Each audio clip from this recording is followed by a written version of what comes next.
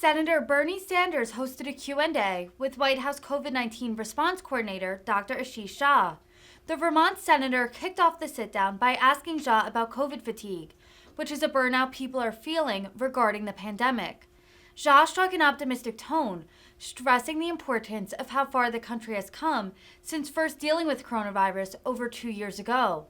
He said, quote, "It is much more possible now to live life, to do the things that matter to all of us, because we have the tools we need to do them, and we can do them safely." Good evening, everyone, and thank you for joining us for what I think is going to be an important and informative program. And I'm just very delighted that we have with us this evening Dr. Ashish Jha, who is a health policy researcher, Dean of Brown University School of Public Health. And in April 2022, he was appointed by President Biden as the White House COVID-19 response coordinator. And in my view, under very difficult circumstances, is doing an excellent job. Dr. Jha, thanks so much for being with us. Senator Sanders, thank you so much for having me join you. I'm really excited and delighted to spend some time with you. Okay. And folks, the reason why we're doing this is that people in Dr. Jha's position are often put in front of the media and they have 12 seconds to respond to very difficult issues. And meanwhile, people are reading social media and they're hearing this study and that study, and people say, what the hell is going on? So I hope we'll have a few minutes to get into a little bit more depth about some of the very serious issues surrounding COVID. Let me begin. And by the way, many of the questions that I'm going to ask Dr. Jha came from Facebook. We asked people to come up with, ideas that were on their minds, and we've incorporated those questions into what I'm going to ask Dr. Jha this evening. Let me start off with a very simple and basic question, Dr. Jha, and that is, look, we've been dealing with this pandemic for several years now. We've lost 1 million people. Tens of millions of people have gotten COVID. And I run into this. We're dealing with what I might call COVID fatigue. People are sick and tired of wearing their masks. They're sick and tired of not being able to go to a restaurant, go to a movie theater. So what do you say to those people who are just said, I've had enough with COVID? Yeah. No, first of all, Senator, I think it's been incredibly hard, 2.5 years for our country. I mean, just extraordinarily hard couple of years. And what I remind people is that we are in so much of a better place than where we were even a year and a half ago. When I think about when this president came into office, where we were compared to where we are now, I don't want COVID to be front and center on everybody's mind every single day. My gosh, we had that for almost 2 years. It's important for people to be able to think about other things. It's important for people to be able to spend time with family, go out to restaurants. And the good news is if you're vaccinated, you're boosted, you're up to date, you're taking basic precautions, you can do those things pretty safely. And that is the key message, is that it is much more possible now to live life, to do the things that matter to all of us, because we have the tools we need to do them. And we can do them safely. We can do it without putting people's lives and health at risk. And that means that, I've gone out to restaurants. I spent time with my elderly parents. These are things we can do safely now. Okay, I want to get back to that issue that you just raised. But let me ask another one that is on people's minds. 100 and some odd years ago, we had the Spanish flu, a terrible flu. And then one day, or more or less, it kind of disappeared. Do we have any sense, and I know nobody has all the magical answers. One of the problems you have, I think, is that you and your colleagues, people demanding answers from you in what is a new phenomenon where we don't have all the answers. But could you give us your best guess? Are we going to be dealing with one or another COVID variant for years to come? Or might this simply one day disappear? What's your sense of how long we're going to have to deal with this? Yeah, it's a very good question. And so as you started off with, none of us know for sure exactly how this is going to play out. But here's how I think about it. Is COVID going to disappear? No, probably going to be with us for the rest of our lives. But that should not necessarily be a scary or bad concept, because the bottom line is, the virus right now is evolving very rapidly. That's why we're seeing these subvariants come on every few months, major variants every 6 to 9 months. That may continue for a little while, but we're getting better too. We're updating our vaccines. We're going to have a whole new generation of vaccines this fall that are going to be very specific to the variant that's out there right now. So we're getting better in our fight against this virus. And what that means is over time, the virus will be less and less significant in terms of its impact on the population. Now, we may get a curveball, so we're going to always have to be ready for a curveball. If we get a curveball of more serious virus or a more contagious one, we're going to have to be able to manage that. But I think over the long run, Senator, with what the tools we have, the way we keep updating them, the way we keep building better treatments, I am confident that we're going to be able to stay ahead of this virus. Obviously, if we take our foot off the gas, right? We stop updating our vaccines, we stop getting new treatments, then yeah, we could slip backwards. That's what I want to make sure we don't do. I want to make sure we stay ahead of this virus, and I think we can. All right, let me ask you a question, two questions related to that. Number one, if you could snap your fingers and make everything you wanted to happen, where would we be going as a country? What would we be doing? Yeah, I think we are one of the biggest challenges we face as a country is all of the noise and bad information that pollutes our information landscape, right? If I could ask people to do one thing, I would say, please get up to date with your vaccines, get vaccinated, get boosted. Here's why. If you do that, and if you do then end up still having an infection, which we do see some breakthrough infections, you get treated. Basically, we can end almost every death in America from COVID. Like, I think we're at a point where 99% of deaths in America from COVID are preventable. That is a remarkable fact. That is. And again, we have those tools. We have plenty of vaccines. We've got plenty of treatments. So it's really about building confidence, helping people understand why it's good for them, and making sure that we're doing our part in government, making it easy, free, accessible, all the things that government should be doing to help people get these things. All right, let me ask you a question that I have heard out there. And I know the answer, you know the answer, but I want our viewers to know the answer. Hey, Dr. Shah, President Biden has taken all of the vaccines. He has been very, very careful. He got COVID. He got sick. And if he can get sick, anybody can get sick. So why are you bothering me with all this stuff? Yeah.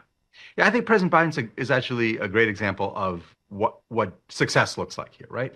Because here's President Biden. He's out there. I mean, he loves spending time with people. He's out shaking hands and giving hugs and just sort of as you know, he loves spending time with people, his constituents.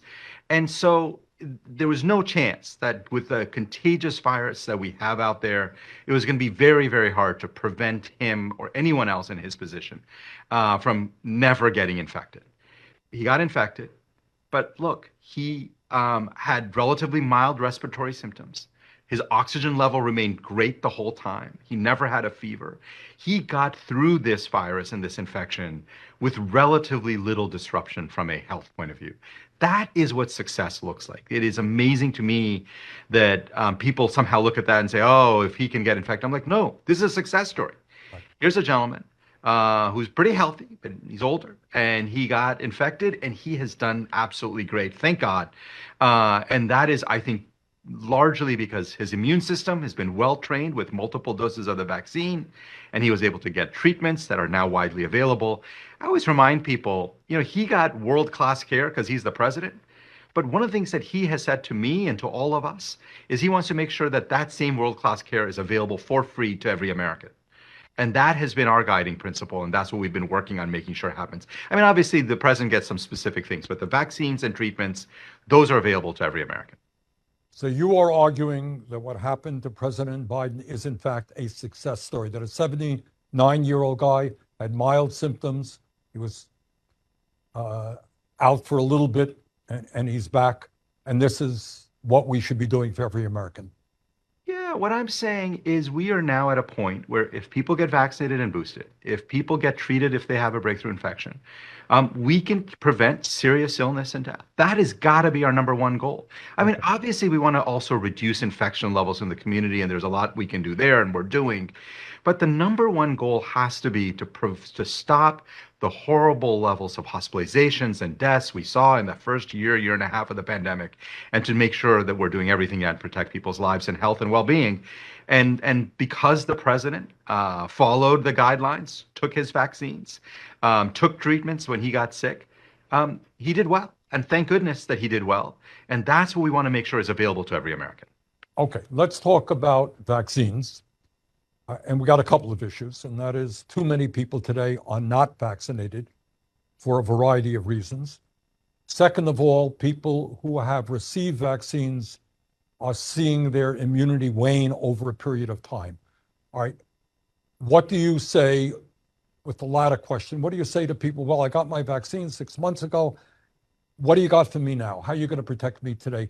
What are we looking forward to in the future? Yeah. Great questions.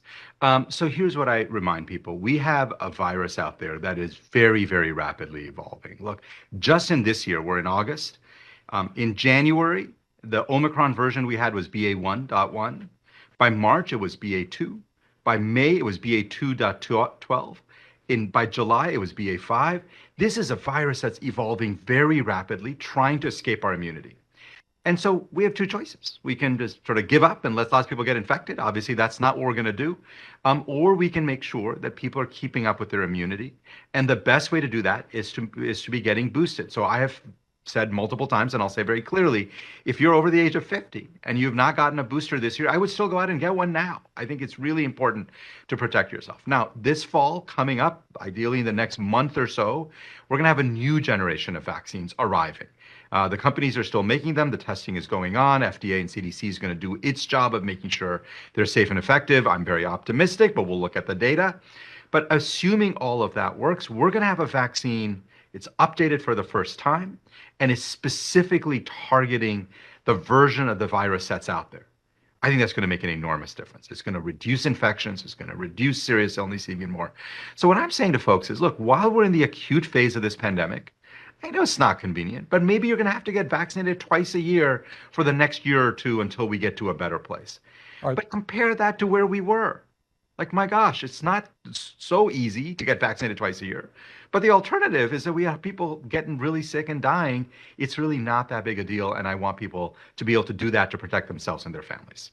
All right. So do you foresee for the future new vaccines being developed to respond to particular variants?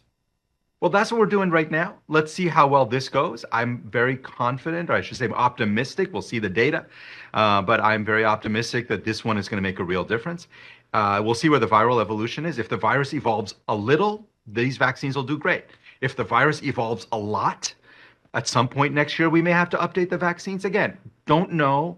We want to plan for multiple scenarios, always hoping, of course, that the virus doesn't evolve so much so that these vaccines will provide a very long period of protection. But whatever the virus does, whatever Mother Nature throws at us, the good news is we can respond to it, and we can respond to it in a way that can keep kids in school, can let people get back to work, or let them go to church safely, or do all the things that really matter to people. That's our goal. We want to make sure that those things can all happen safely. All right, when we talk about our overall response, we're talking about vaccines, we're also talking about treatment. Okay, and we have made some progress in that area, very significant progress. More needs to be done. Talk a little bit about Paxlovid, other treatments that are out there, and talk about whether or not people know how to get the treatment. Somebody wakes up today, they test positive, okay? And they're really feeling pretty bad. How do they get Paxlovid? Yeah. How much does it cost them? Does anybody know that? We do know that. So let's talk about Paxlovid, and there are other therapies as well. Paxlovid is a remarkable drug. I mean, it lowers your risk of getting hospitalized more than 90%. The data we're tracking from major health systems, it's cutting death by 95%. I mean, it's so rare to have a treatment that cuts death by 95%. It's widely available. What we have done in the administration is we've made sure that every major pharmacy chain, lots of local pharmacies have them. So you call your doctor, you tell them you're positive. Basically, anybody who's at elevated risk, in my mind, anybody over the age of 50, or if you're under the age of 50 but have significant chronic illnesses, you should be talking to your doctor. You are likely eligible for Paxlovid. How do you get it? You just go to a pharmacy And it comes at the attractive price point of free because the US government has bought the Paxlovid, already paid for it. So it's no cost to patients, which I think is very, very important. What if you don't have a doctor? Because there's some people who say, look, I don't have a primary care doctor. I don't know who to call. You go to covid.gov and you look up test to treat. There are test to treat sites across the country. We're working to build more of them. You can go to test to treat sites. Many of them are telemedicine. Some of them you have to go visit. You get a test. If you're positive, you get seen. You get Paxlovid handed to you. You go home. So there are a lot of programs we're trying to build to make sure it's super easy for people. The biggest issue in my mind is if you wake up and you don't feel great, get a test, because if you're positive, there's a treatment that can make a big difference, right? And so I think there are too many people who are saying, oh, what's the point of testing? It may not make a difference.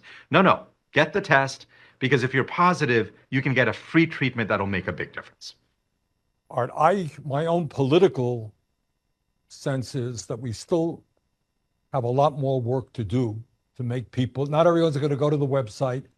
And, so people wake up today with COVID, they're really feeling bad. I think we got to do a better job in making sure that people know how to get the drug, and that they know that the drug is free. Absolutely. Number two, Paxlovid is not the only treatment out there. What else do we have?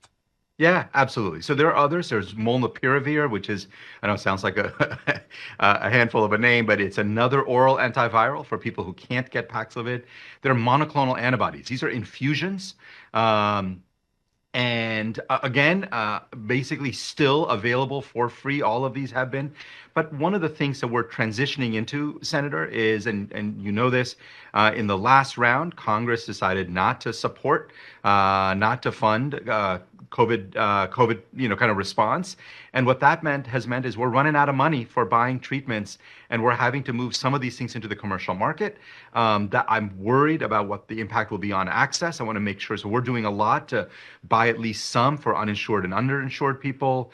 But monoclonal antibodies, these are these infusions that you can get. If you're not eligible for Paxlovid, it's a great choice. Right, what does that mean? You got to talk to your doctor. What does that mean, not eligible for Paxlovid? Why is one treatment better than the other? Why should I take A and not B? Yeah, it's a good question. So, they're both great. Paxlovid is the one that the president got, so obviously it's a very good therapy. But monoclonal antibodies is what the previous president got. I mean, the Paxlovid wasn't available then, but it's a very good treatment. The people who are not eligible for Paxlovid are usually people who are on certain medicines that you can't stop that can cause a drug-drug interaction. This is a conversation you're going to have with your doctor, and if your doctor says, you're on another medicine that's really important, we can't do it, that's okay. Then you go to the monoclonal antibodies. There are a lot of infusion centers across the country. You go, you get the infusion, lasts about an hour. Again, it's free. You go home. It makes an enormous difference in protecting you against serious illness. All right. One of the ongoing problems we have had since day one is that for a variety of reasons, people are not getting vaccinated. Why is that? And what do you have to say to those people? Yeah, it's complicated, right? There are many reasons that I think lead people to end up not getting vaccinated. For some people, they don't have trust in the healthcare system. And for some people, they have good reason not to. I mean, if you think about racial and ethnic minorities in our country, if you think about African Americans in this country, the healthcare system has not always treated them with dignity and respect. And so one is not surprised when some people say, hey, for years you've treated me badly and now you want me to do this. There's a trust gap there. We've got to do our part in healthcare and public health to reach out, work with trusted voices, close that trust gap, because we're not giving out vaccines in a vacuum. There's a history in our country that we have to deal with, we have to confront. And so a lot of the work we're doing in the administration is saying sometimes we can be the voice of these things, but many times we shouldn't be the voice. We should have local community leaders. We should have faith leaders. We should have other leaders to be the voices on this. So that's one part. There are people who I think have just been poisoned with bad information, misinformation about these vaccines. And our job, again, is best way to counter bad information is with good information and with trusted voices. So we've been working with people across the political spectrum. We have been trying to work on getting more good information out there. But it is a challenge because there's still a lot of bad information. But I remind people that, vaccines are doing an extraordinary job. It is because of vaccines that things are so much better now than they were a year and a half or 2 years ago. And it's the best protection you can have for yourself, your family, and your community to get vaccinated and to be up to date on your vaccines. Um, COVID is not just obviously an American issue, it's a global issue. Yeah. What are we doing? What is the world community doing to make sure that every person on earth, no matter how poor they may be, Yeah. are getting the vaccines and the treatments that they deserve? Yeah. Yeah, as you know, there are times when there are people in our country who say, oh, let's just focus on America. And of course, we want to focus on America. But I always remind people a global pandemic requires a global solution. And the good Right. news has been that we are a generous country and we can focus on Americans and we can help the world get into a better place. So let's talk a little bit about what we have been doing. The president made a commitment to make sure that we vaccinate the world. And what that means right now, Senator, is any country in the world, any lower middle income country, not the wealthy countries, they're fine, they've got their vaccines. But any lower middle income country, basically, if they want vaccines, we've got plenty of vaccines that we're willing to donate, that we're willing to get to countries. So vaccine supply really is no longer the problem in the world. Now, what is difficult is there's still countries that are struggling with health systems, difficult time getting people vaccinated. This is why we have felt it was so important for Congress to support our efforts to get the world vaccinated. Similarly, we think that it's going to be really important for us to get treatments out to the rest of the world. Right. All the things that are helpful and good for Americans. Americans are benefiting from them. Europeans are benefiting from them. I believe that people around the world need to be benefiting from them. And really, there is no country right now, I think, that's doing more. But it would really help for Congress to step up and help us on I this. agree. Uh, And I know you do. I don't mean to. I don't mean to cast I, anything on you, Senator. You've been great on this, but we need I to know, continue this effort. I know. All right, while we're on vaccines again internationally, I've just thought of my own curiosity. The Chinese have a vaccine, the Russians have a vaccine, variety of vaccines are out there. Yeah. Are those vaccines, have those vaccines been effective? Do we know much about the results of those vaccines? Yeah, there are a lot of good vaccines out there. So obviously the Moderna and Pfizer, the two vaccines that have been dominant here, have been terrific. Johnson, also quite a high quality vaccine. The UK vaccine, AstraZeneca's vaccine, is very, very good. That's the one that India has also produced in billions of doses. That's made a big difference. The data on both the Chinese and Russian, well, the data on Chinese vaccines suggests they're probably not as effective as the Moderna, Pfizer, or AstraZeneca. There's just very little data on the Russian vaccines. There's a little tiny bit. It's not great data. So I don't have as much confidence in the Chinese and Russian vaccines. I don't think that they're going to end up being as effective as the vaccines that are being used in Europe, the ones being used in India, South Asia, the ones that are being used in Africa, or certainly the ones being used in North America. All right, let me go to a subject which I think as a nation we don't discuss enough, and that is long COVID. Um, I've have some people who have young people who are working for me Yeah, who really had a tough time with COVID, and months later, they yeah, still have symptoms. I think we worry that while children, thank God, are not dying, you correct me if I'm wrong here, we're not quite sure what the long-term impacts might be. Say a word about long yeah. COVID, what we're trying to do to better understand the problem and perhaps deal with it over a period of time. Yeah, thank you for raising this because, I do often end up talking about preventing hospitalizations and deaths, which of course is most important. But then people sometimes think, but what about long COVID? Are we not paying enough attention to that? Here's what we know. Well, one bit of, I think, important information. A few months ago, just as I was starting in this role in early April, the president put out a presidential memorandum asking HHS Secretary Becerra to lead an all-of-government effort to put together a plan for how the U.S. government is going to be responding to long COVID. Those reports just came out last week, one on kind of what services are available, another on the research agenda. So I would encourage people to go and read those reports because they actually start giving you a blueprint of how the government's thinking about it. Now, my view on this is this. We know long COVID is real. We know that there are people who suffer significantly from it. Here's how I think about it. If you take almost any major viral syndrome, you take influenza, ask people 4 weeks later, about 20, 30% of people still are suffering from some symptoms. So that's common with almost any major virus. That is not to say long COVID is not different, because we are seeing, and again, the numbers are hard to pin down here, but 3, 5, maybe 7% of people 3 months later, 5 months later, still with significant symptoms that are really affecting their quality of life, their ability to work, their ability to do the things that matter to them. NIH is doing a major study, the Recover study, $1.3 billion, multiple sites, trying to both understand what's going on, and then starting to think about what are the treatments that we can try for this population. My feeling is it's probably not one condition, it's probably multiple conditions. For some people it's immunologic, for some people it might be persistent virus, for some people it may be tissue damage from the original infection. We've got to sort all that out, and then we've got to take care of these people, provide whatever support they need from the government, but we got to make sure we take care of them. Okay, in a few weeks in parts of the country, schools are going to be reopening. What's your message to parents and educators as kids return to school? Yeah, just today, Senator, CDC put out its guidance on schools. It's been getting very, I think, strong positive reviews from kids advocates, teachers unions, really everybody across the board. Here's the big picture point that I would make.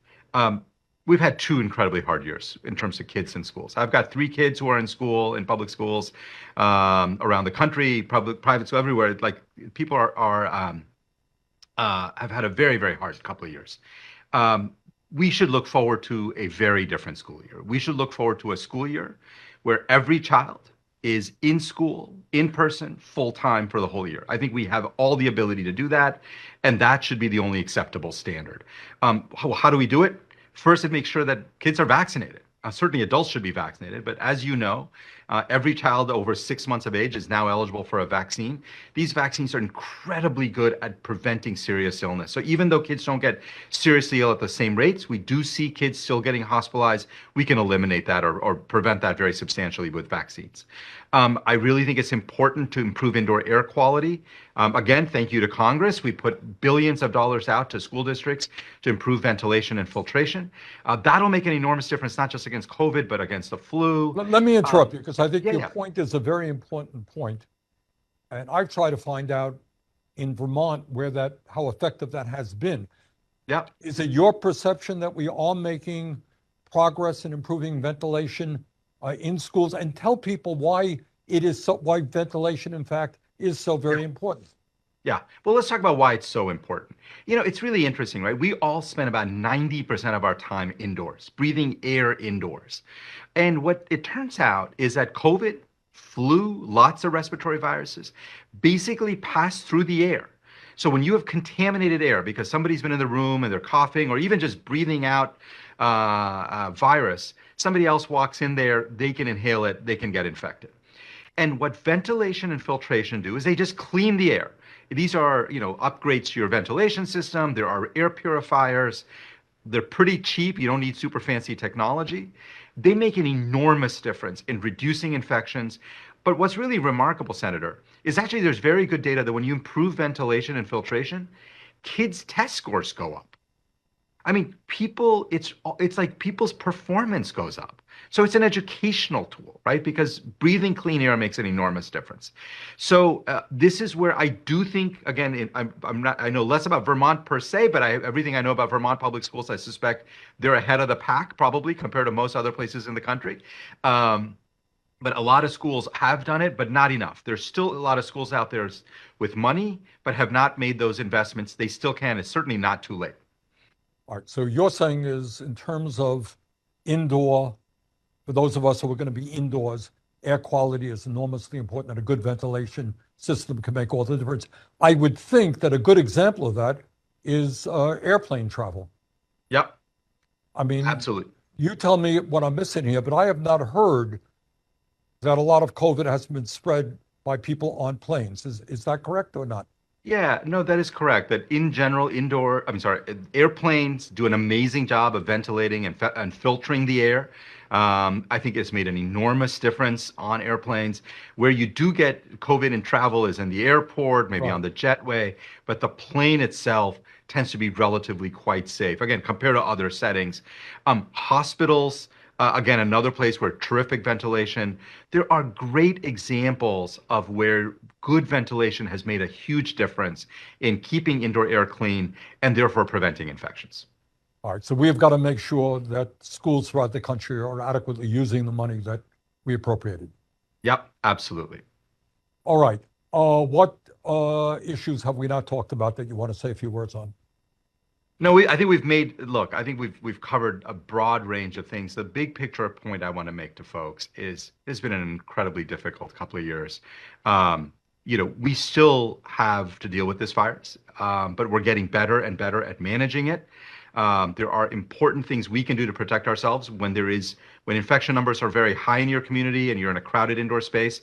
We haven't talked about wearing a mask. Wearing a mask can make an Yeah. important difference. Say a word. Well, let me Again, interrupt you there and yeah, ask, a mask is not a mask. There are better quality yeah, masks. Say a word on what we know about yeah. the differences in quality between masks. Yeah. Yeah, and the quality of the mask just makes a difference in terms of quality of protection. So if you wear a cloth mask, you're going to get, 10, 20% protection, not zero, but not a lot. And basically, there are two things that matter for masks. One is the fit, how tight a fit you have, and the second is the filtration of the material. So cloth masks don't give you great fit and they don't give you great filtration, so you get 10, 20% protection. Surgical masks, the kind that I wear when I'm in the hospital, I mean, these days I wear an N95, but before I would wear a surgical mask, they're more like 40, 50% protection. And because they tend to have really good filtration, but they don't give you that super tight fit. High quality masks, KN95s, KF94s, which come from South Korea, N95s. These things were very hard to get early in the pandemic. They're widely available now. And actually, one of the things that, again, the administration has done is if you go on covid.gov and you look up masks, you can find free masks in retail places across the country. These are high quality masks. They give you like 80, 90% protection. Against nothing is 100%, but they make an enormous difference. So I always encourage people, if you're going to wear a mask, wear the highest quality mask that you can wear. It will give you more and more protection. And I know we work with the administration, and I think they have released hundreds of millions of masks. Absolutely. Okay. We have. And part of it is, look, yes, you can go out on Amazon and buy it for $2 and buy a pack of 10 for $20 or $30. But, we really think in a pandemic, we should make this as cheap and as easy for people as possible. There is nothing kind of easier than if you can get into retail stores, Walmarts and CVS's, and it's available for free. That really makes a big difference for a lot of It people. does. So we have felt that that was very, very important for people to do. All right. Say a word on testing. All right. Because this is what I think I hear from folks. They are concerned that, and again, the government has done a very good job in sending zillions of testing packages all over the country.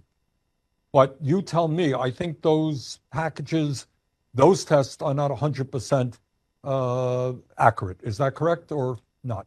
Yeah, I see it a little differently, Senator. I mean, what I'd say is this. The rapid tests you do at home, the ones that give you a result in 10, 15 minutes, they are testing for whether you're contagious or not. So it's a different test than the Okay. PCR test that takes 2 days to come back and costs 10 times as much and you got to go somewhere to get it. PCR tells you, do you have the virus or not? But the rapid tests are a contagiousness test. So it's true that sometimes you'll get a negative on a rapid and a positive on PCR, and people say, these tests don't work. I don't think that's quite the way I think about it. The way I think about it is so when I go see my elderly parents, before I go see them, I will do a rapid test. Because the thing I care most about is I don't want to get them infected. I want to make sure I'm not contagious. And these tests are very good for that. All right. So if you test negative on that home test, you are quite confident that you're not going to be contaminating anybody. Yeah, for some period of time. Now, obviously, 24 hours, 36 Right. hours later, it's not so. Right. And then, obviously, also, by the way, this is if you don't have symptoms. If you've got a fever and a cough and you sore throat and you test negative, no, all bets are off. You may still be contagious. So, look, for symptomatic people, if you've got symptoms, you got to stay away from others who are at high risk. But if you're asymptomatic, you feel well, you want to go see someone who's high risk, a single negative test makes an enormous difference. Nothing in life is 100%, but makes a huge difference in giving you confidence that you're not going to get someone else sick. Okay, I'm not sure everybody knows that, so I'm glad that you made that point. All right, anything that we did not go over that you want to convey? No, I just want to say thank you, Senator, for your leadership throughout the whole 2 years and your, the opportunity to come and spend some time with you here. These are really important issues. We're not done with the pandemic as much as many people wished we were. But the good news is we keep doing the things that we're doing in partnership between Congress and the administration. I am very confident. Whatever happens next, whatever Mother Nature throws at us, we're going to manage it. We're going to keep people safe. We're going to keep people going. Well, let me thank you personally for the great job you are doing and the administration for all that they are doing. So thank you very much for being with us. Look forward to chatting with you in the near future. Take care. Bye-bye. Thank you.